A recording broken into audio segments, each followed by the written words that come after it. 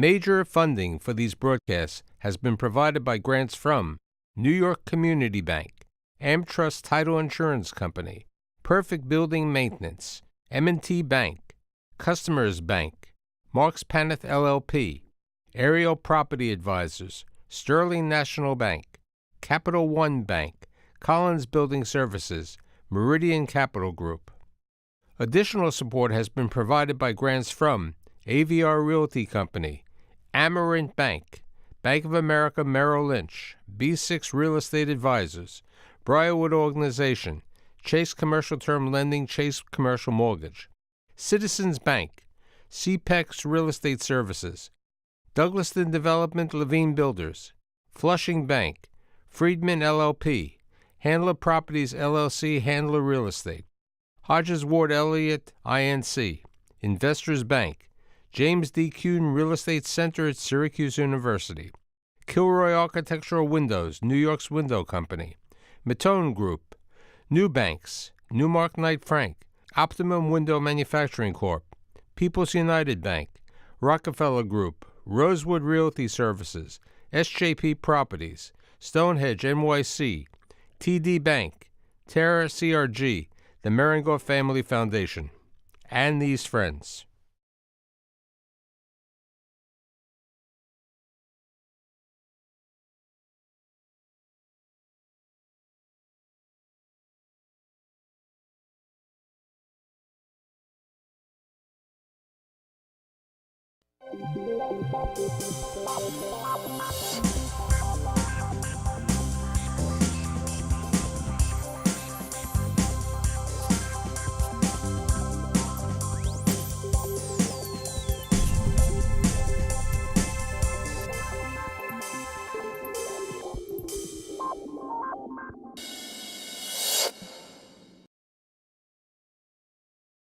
New York City has lots of interesting places, but one of the most interesting places, which is growing by leaps and bounds every day, is called the Brooklyn Navy Yard.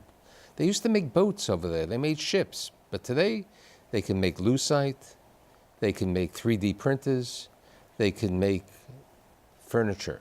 And today we're doing a show on what's happening in the Brooklyn Navy Yard.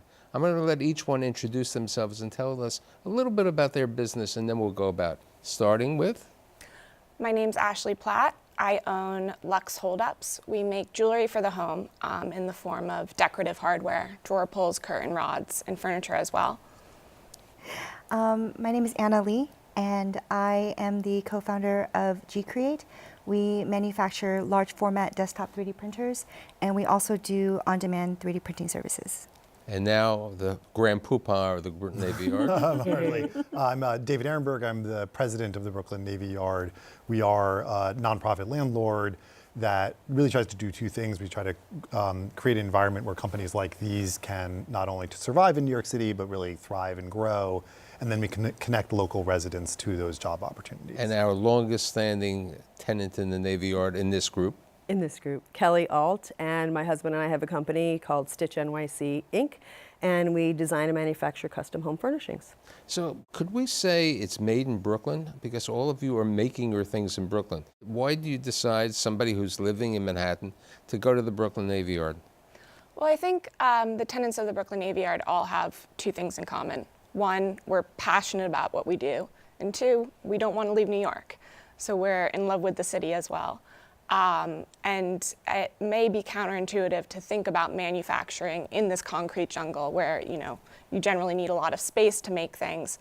But in the Brooklyn Navy Yard, they've really made it inhabitable for companies such as ourselves, where you can live in the city that you love, but also do what you love as well. Anna? First of all, it's really becoming this hub of urban manufacturing. There's a lot of different tenants there. It's a developing ecosystem to work with other businesses, get to know other businesses that are doing manufacturing here, that are making in New York. It's a lot of opportunity to learn from one another and have a community. Yeah. Additionally, with my company, when we first started, we had only a few hundred square feet, but we've been growing year on year. But we're not at the point where we need 20,000 square feet.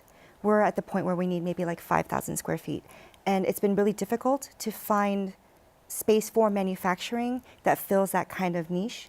And the Brooklyn Navy Yard is able to fill whatever size that you need. And they were able to accommodate the needs of our business, which was really great. And they really work with you as you're growing. And with regard to that space, you're a perfect example. Yes, and I completely agree with what they're saying. We moved to the Navy Yard about 15 years ago, 3,500 square feet. We had grown out of our space in Dumbo.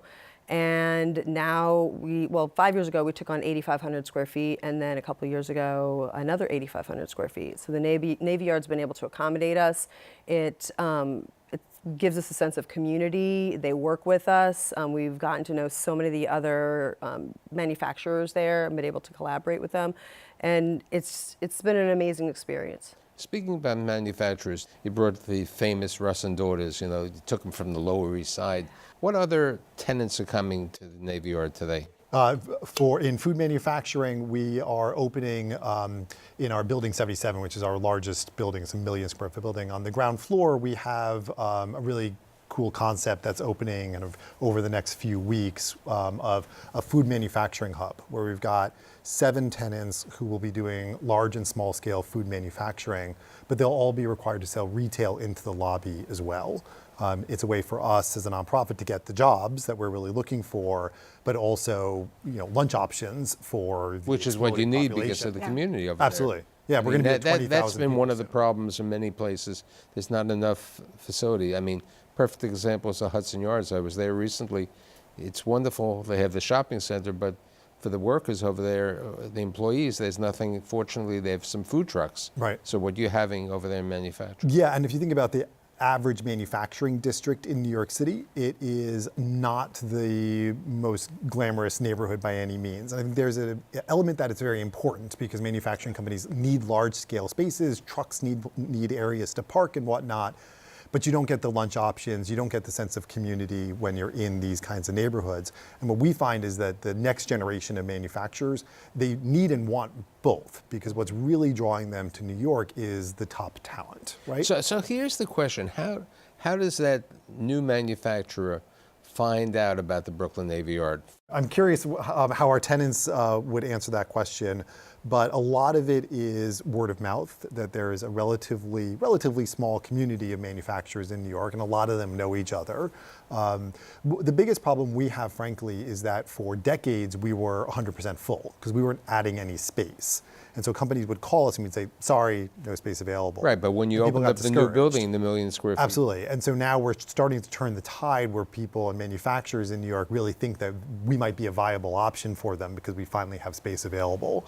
And so we tend not to struggle finding tenants. It's really it's a question of selecting the right tenants for our mission. And I think it's really important for people to realize that when you go to the Navy Yard, you don't pay real estate taxes. Mm-hmm. You get other tax incentives. There's some great places in Brooklyn, other places in the city, but they don't have all of the benefits and the opportunities over there. The REAP benefits over there, the other job credits, and the taxes are very important because your real estate taxes could raise your rent to significantly higher. Are you doing business with other people in the Navy Yard?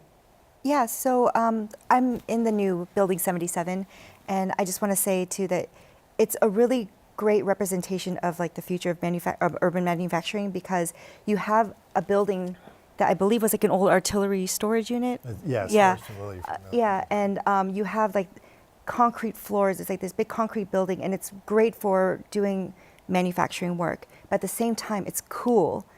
People feel good being there, and it's a real draw for people. We've been in the Navy Yard now for almost a year, and already in that time, we've got to collaborate doing projects with several of the tenants in the yard. We're in conversations with other potential projects, and we've actually done some work for the Navy Yard itself. Let's talk about the communal relationship of the Navy Yard. We were involved, Ashley and our companies, in the first cohort. It was JP Morgan Chase and ITAC. Right. And that is something that's like a college program. It's like a graduate business program. That's what Kelly said to me. Okay, explain the program. yeah, so Ashley, chime in, because I'm sure you have a lot to say on it too. So there were, I think, 12 businesses in the Navy Yard, and I don't think we knew any of us knew each other before the cohort. We've all become good friends, various types of businesses, And ITAC and the Navy Yard and JP Morgan Chase brought in a number of speakers on various topics like, accounting and, of course, I'm drawing lots of blanks, marketing. Supply chain management. Yes, all different aspects of business, starting and growing businesses. And we've been able to collaborate with those businesses that we've met. We've met woodworkers and metalworkers and Ashley's custom hardware business. We've been able to collaborate with so many different people, and been able to, even though the businesses were so diverse, we all realized that we were struggling with the same issues, and so we were able to help each other, and that is really great because you're in this community, but sometimes you've got your nose to the grindstone and you feel like you're alone in these growing your business, these struggles. And you have this community to talk to, and it really helps you through. Yeah, absolutely. I think it's very difficult to build a company in a silo, and the Brooklyn Navy Yard certainly opens up the doors to other companies in similar positions, and you realize that not only do you have an advocate in the Brooklyn Navy Yard in this community, but you have other like-minded businesses to speak to about kind of the struggles of growing a business. Yeah. I like to call it Disney World for fabrication. So you go around and you can visit any studio and kind of poke your head in and say, oh, what are you doing? What machinery do you have? And there's a lot of cross-pollination in terms of, as Kelly said, we use our cabinet makers to photograph our pulls on, and we always are borrowing people's machinery. Yeah. So yeah, I think that stuff's really important. I mean, if you're a manufacturer and you need a piece of equipment, Yes. You can find it in the Navy Yard. Yeah. But I think there's another element of it which is a little bit mushier, which is just people like to be in a community where they feel like they're a part of it. And also making an impact. I think. Absolutely. And so, if you were a manufacturer, if you were a hardware company in Manhattan, you would be excused to feel like you didn't really belong anymore. And Manhattan is becoming somewhat of, not a monoculture, but it's very tech heavy, it's very finance heavy, law firms. And there are a lot of companies that want to and need to be in New York who want to be in a community where they feel like a part of the community and want it. And I think what we've really tried to do is With regard to that, Absolutely. isn't there an incubator also in the Brooklyn Navy Yard? Yep. Yeah, we have, it's called New Lab. It is a 80,000 square foot, so a big incubator for product design and hardware companies.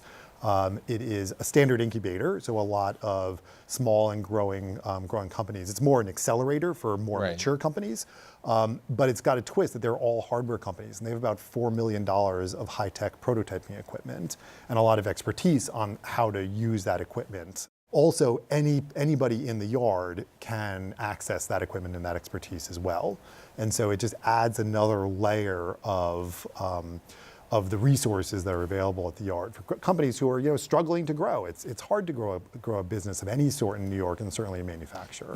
When you went into the Navy Yard 15 years ago, you didn't have as many companies, one. Two, you didn't have the transportation accessibility. So let's talk about how people are getting to the Navy Yard today, especially somebody who lives in Manhattan. Oh, the Manhattanite, yes. The F train, and then it's just a quick walk, or the shuttle comes every 15 minutes. Certainly before I knew about the shuttle, in the wintertime, that was a longer commute. But there is an app. You can see how many blocks away it is, and gets you there in no time. I think my commute's 25 minutes in the morning. Let's talk about the ferry. Yeah, so the ferry will start operating at the yard in May. We'll be part of a line that runs from Lower Manhattan to the Navy Yard, over to 34th Street and back to Manhattan, and then goes up the Queens waterfront, including going to Roosevelt Island and Long Island City and Astoria. And that'll be another connection for commuters, but also I think an important connection back into Manhattan for our companies, because obviously a lot of clients and a lot of potential partners are here, and having a one-stop 10-minute or so ride right into Manhattan. And what about this new program you're planning to implement next year with the automated cars? Yeah, so those will connect the local residents to the ferry stop. So it's just a back and forth shuttle between the ferry stop and our public gate as a way to get local residents access to the ferry stop. Now, something else is coming to the Brooklyn Navy Yard, as we would say, Wig Mania is coming. Okay? A 77,000 square foot, one of the largest grocery, they don't call them supermarkets, grocers Wegmans from Rochester is coming. Let's talk about them and what else is coming to the Navy Yard. So Wegmans will be opening in the fall. They are the top-ranked grocery store in the country. And I think family owned. I think New Yorkers are in for a very pleasant surprise of what a really high quality, affordable grocery store is like. But I think it's important to note, and particularly for our mission, that not only are they the top grocery store, they are the top retail employer in the country, bar none. Every year, Fortune magazine does a top place to work list. Last year, I believe they were number 2. They might have been number 4. And they beat out places like Google and Apple and Morgan Stanley and the big banks. And for us as a mission-driven not-for-profit, being able to create jobs and create high-quality, middle-class, accessible jobs is really what we're all about. And while we don't usually do retail, being able to find a grocery store that checked that box was extraordinarily important and exciting for us. Now, in addition, people forget that Steiner Studios is in the Brooklyn Navy. Let's talk about Steiner Studios and their impact on the Navy Yard. So Steiner is our largest tenant. In many ways, the easiest example of the way we can describe the evolution of manufacturing in New York City. So when you think of manufacturing, you don't think of sound stages. But the reality is that 70% or so of the jobs on a soundstage are carpenters, electricians, people sewing garments, the kinds of jobs that would have been on a factory floor years ago in New York City. They still are at the Yard, they're just in service to a different industry. And that industry, because of the top talent that is so prevalent in New York and increasing particularly in Brooklyn, wants to be in New York City. So it's an industry that can grow, and as it grows, we can get those manufacturing type jobs, even if they're not on an assembly line anymore. So we think of Steiner Studios as really core to our mission and creating exactly the kinds of jobs we want to see. The vast majority of development and buildings at the Navy Yard, we, the nonprofit, manage and control. And that allows us to, A, control rents, which is extraordinarily important for our tenants, and also curate a really interesting mix of manufacturers. We do, on occasion, lease ground to private developers for them to build buildings. Steiner Studios is one example where Doug Steiner has built all of that. And that he's facility. He's also building the grocery store. The Wegmans, he's building the Wegmans. And Dock 72 is Boston Properties and Rudin and WeWork. And what unifies those is we as a nonprofit, I think we're very good at being an industrial manufacturing landlord. We don't want to run sound stages. We don't want to run retail. That's not the kind of landlord we want to be. And Dock 72 is a next generation office building for the sharing economy. And we just have to be honest that that's not the kind of building that we build or operate. And so when we want to do a project like that, we look out to the private sector to find that expertise. But in reality, you're a co-working company in many of the aspects of the facility. So the way we refer to ourselves is actually Incubator for life. We try to create an environment where companies like these can focus on what they should be focusing on, which is creating their product, finding customers, perfecting their product. They don't have to think about real estate or those logistics issues that so often in New York dominate a small business person's mind. And so that's, I think, a really important service. So here's the question. How do you market your business to the community, to the public, in addition to the community? I look at the Made in Brooklyn as a means to an end, which is a means to creating a custom product that you have control over, that you are seeing every day, and the end being that finished product. Certainly the means to that end, made in Brooklyn, made on site, local workers, helps with the story. And it's certainly something that draws, my clientele to the product because they know that it's made with love and care. Do your clientele come to Brooklyn to see the products being manufactured? Yes, certainly. So we work with a lot of high-end architects and interior decorators. I really see the Navy Yard as the next D&D building, if you will, because there's just so many. I think that's a great analogy. Yeah, okay? Because there's so many talented furniture makers, woodworkers, upholsterers. And they really want to see the quality. They want to meet the people who are making it, not just see it in a showroom per se. So that that element is crucial. It's also really crucial in the design process because everything we make is custom. So having their How hard is it to find employees for your companies in the Navy Yard? Well, the Navy Yard also has an employment center. So part of your mission statement is also, engaging with the outside community. So they have a full team whose job it is to make sure the outside community is being looked at for the jobs that you have out there. So we get a steady stream of applicants and really qualified talent, from the Navy Yard. That's very important for us because in New York right now, development projects are getting particular scrutiny. And the question a lot of communities are asking is, what's truly in it for us, for the current residents, while the Navy Yard is growing exponentially. And in the next few years, we're going to hit 20,000, so another doubling. And the majority of those jobs are going to people in our immediately surrounding zip codes. I think it's a model of economic development that the city really desperately needs. We want to make sure that those living in our immediately surrounding zip codes have access to the jobs, have access to the training that's required in order to get these jobs ultimately. At the end of the day, those hiring decisions are obviously up to the companies. We just, through our employment center, try to present local talent that will meet their needs. And that's also a benefit to them because, if you're hiring somebody who's able to walk to work, they are demonstrably less likely to move on than people who have a tough commute in New York City. You were talking about companies coming to your facility. Oh yeah, the designers and architects and their clients love to come to the Navy Yard.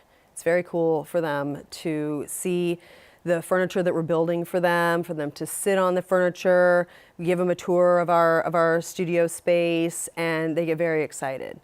So it's a big sell. I mean, we're kind of old-fashioned still in the sense that we're pretty much word of mouth. And we'll have a designer who's at a firm and they move on and start their own business, and it has grown from there in the 21 years we've been in business. Let's talk about the advisory board that the two of you sit on. Well, I mean, they let us in on all different kinds of topics that they're concerned about. What our feedback is on the new website. They're working on wayfinding in the Navy Yard as the Navy Yard is growing, and what our opinions are. Like, how easy is it for us to know the street names and get around? And so they really respect our opinions, our feedback. And they take what we say and implement things, or maybe nix things that they had thought about. And it's a good feeling to know that we have that kind of an impact and a say. It helps us feel even more a part of the community. Yeah, certainly. As the Navy Yard is taking on more tenants, and more people are going to be a part of the community. It's also about checking in with the current tenants that have been there for a long time and saying, this is what's about to happen. What do you guys feel about this? Mm-hmm. And also prioritizing, their initiatives and saying, wow, if we had one more shuttle run, actually, that would make a huge difference for our business. Speaking of that, how late do the shuttles run? They run till about 11 o'clock and they start at about 5 o'clock in the morning. What is the STEM program? So it's the Brooklyn STEAM Center. So that's part of our workforce development work. We actually, in partnership with the Department of Education, opened a brand new high school at the Navy Yard. It's a new model of career and technical education for New York City. Effectively what happens is... It's career, technical, and vocational. Exactly, yes, but next generation. And so I think a lot of New Yorkers have a negative view of career and technical education or vocational education. But the reality is that last I checked, there are about 3 million unfilled jobs in the technical trades in the country. And we certainly see all the time companies desperately in need of these kinds of skills that they can't find. And so the model is that students from 8 local high schools spend their freshman and sophomore years at their home high schools. And then in their junior and senior years, they spend half a day at their home high schools taking Regents classes and the like. And then half a day every day they come to the Yard, take classes all together. Do they have the option to take the courses, or are they mandatory? No, they apply to the program, and there are 5 areas of study: tech, engineering, construction, trades and technology, and culinary arts and business, and media. And based on their interest, they come to the yard and take classes that are deeply informed by industry. So they're not the old version of vocational ed where maybe you're learning what was important for the industry 10 or 15 years How to ago. make a carburetor. Yeah, exactly. This is like what these companies need next year, and Anna's actually on the advisory board for that program. And it was all the way down to interviewing the teachers to make sure that they really had industry relevant experience. Every piece of equipment that we put in that, we went to the companies and said, is this the piece of equipment you're going to buy next year? Because it was the piece of equipment you bought 2 years ago, we don't want it. And so it's a relatively new program, but the students are, I think there are a couple benefits. There's a school-based integration play, because New York high schools still remain the most segregated in the country. You've got 8 schools coming together. There's the skills, hard skills training that they're getting on these up-to-date pieces of equipment and technology. There's also soft skills that you're taking high school students and putting them in a place of work. And when you do that, high school students can behave like young adults. And that's really important. And they can also get jobs at the Navy Yard. So. Absolutely. And so maybe they go off and go back to and go to college after high school, but instead of getting a part-time job in retail, they get a part-time job paying more in an engineering firm that's related to the area of study that they're going to college for. So if I'm looking at my crystal apple, it's very bright for the Brooklyn Navy Yard, and I'd like to thank Tiffany, our executive producer, okay, for bringing such a group, today. Ashley, Anna, David, and Kelly, and I'll see you next week.